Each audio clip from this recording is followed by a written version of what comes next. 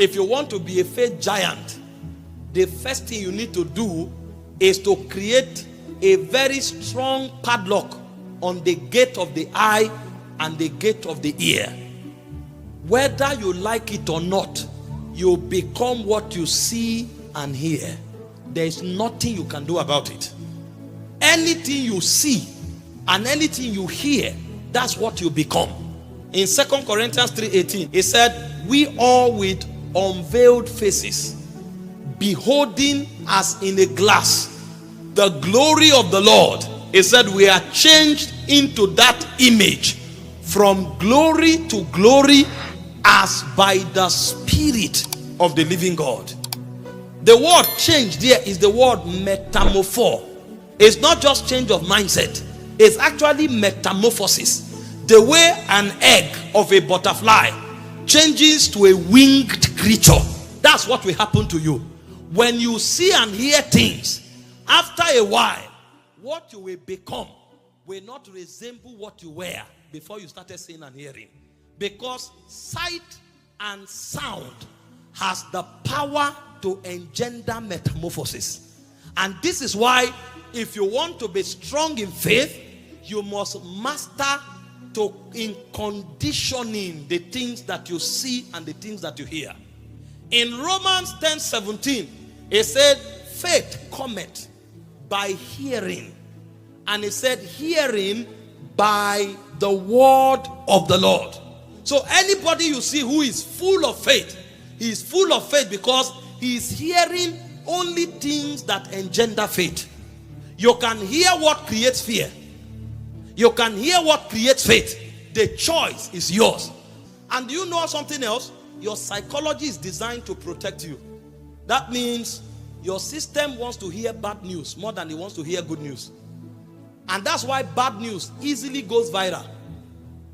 The moment anything looks bad, your whole system is awoken. It's designed that way to protect you. Because if you get the signal, you can escape. But that is also a great disadvantage because now you are predisposed to receiving what is negative much more than what is good and impactful. And so anybody who wants to walk by faith, you must guard your ear gate. Don't be too prone to hearing things that scare you. Don't be too prone to hearing things that make you want to do evil. Because not too long you will do them.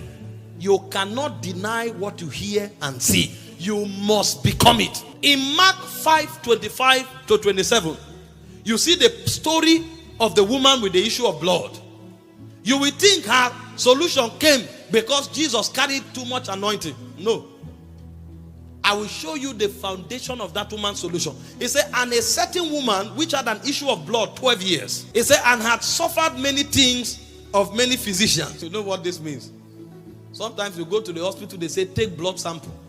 A nurse will just bully you with needle. And the other time, somebody almost slapped a nurse. Are you a student?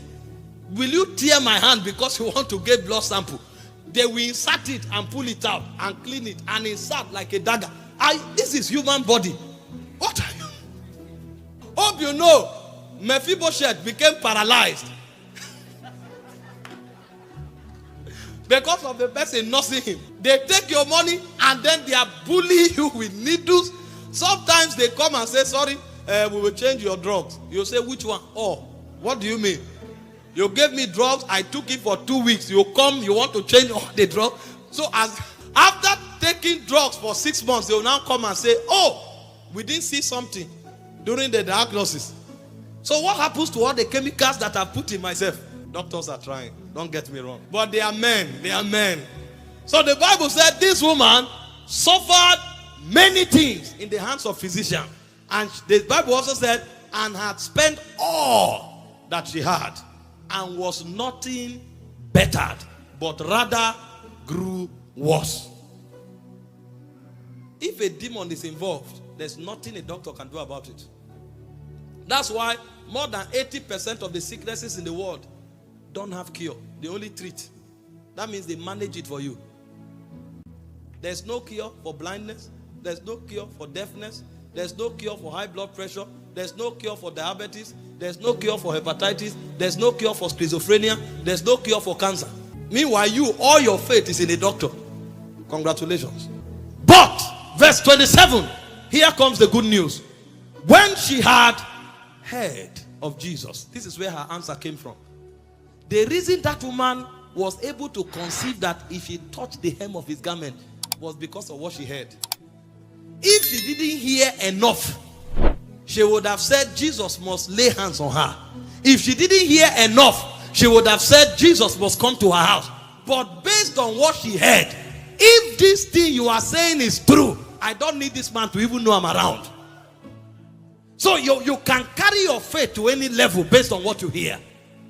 The woman heard something about Jesus and she said, no, if these things are true, then it will be a waste of time and effort for him to see me. He doesn't need to see me.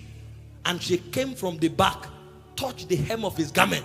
And when you hear and faith wakes up, God knows. And the power of God located her. So your own faith too can be jacked up. The question is, what are you hearing? So the reason you think that Jesus must appear in your house is because of what you have heard. If you hear enough about Jesus, his love, his faithfulness, and his power, you will be shocked that you will become a faith giant. You are not weak in faith. You have not just heard the right things. If you hear enough, anything can be possible to you.